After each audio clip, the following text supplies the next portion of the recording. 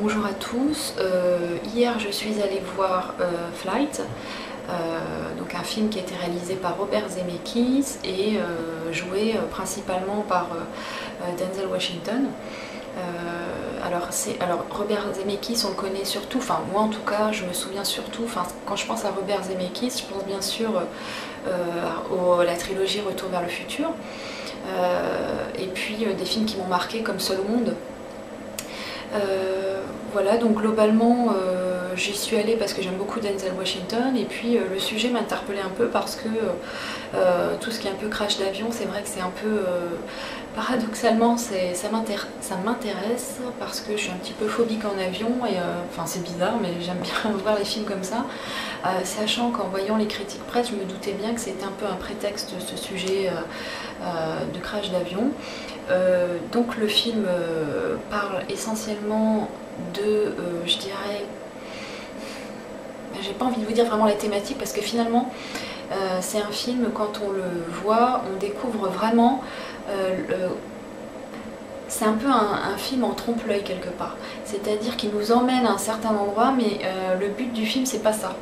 Donc quelque part oui, l'histoire c'est en gros Denzel Washington qui est pilote d'un avion et il va y avoir un problème dans l'avion, il va réussir vraiment de manière héroïque à surmonter la situation, ce qui fera qu'il va quasiment sauver tous les passagers de l'avion.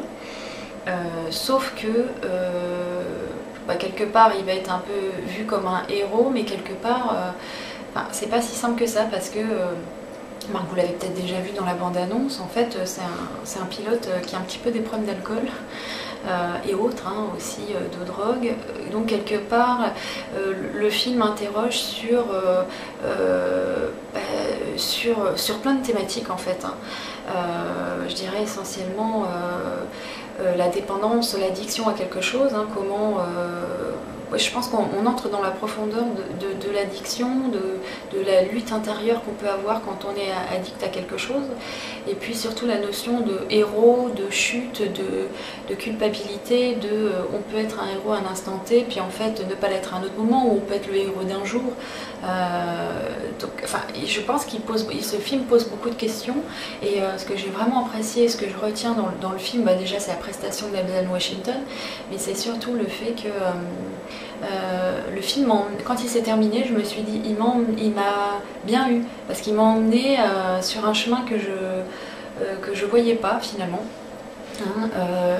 Au final on croit voir une histoire, en fait ça devient quelque chose de beaucoup plus intérieur, beaucoup plus profond. On comprend pas tout de suite en fait. Ce personnage il est beaucoup plus complexe qu'on peut l'imaginer, on a quelques bribes et on recolle les morceaux. Et donc voilà, je dirais que c'est un film sur la notion de la quête de soi, de qui on est, voilà, parce que ce personnage il se retrouve un peu par hasard finalement au centre de quelque chose, alors que lui n'a pas résolu ses propres démons intérieurs. Et puis alors est-ce qu'il peut assumer ce statut de héros alors que lui-même mais en même temps j'ai pas envie de vous dire exactement, parce que si je vais trop dans le détail, j'ai pas envie ceux qui n'ont pas vu le film, j'ai pas envie de trop aller dans le détail. Mais ce que je veux vous dire, c'est que c'est un film vraiment surprenant.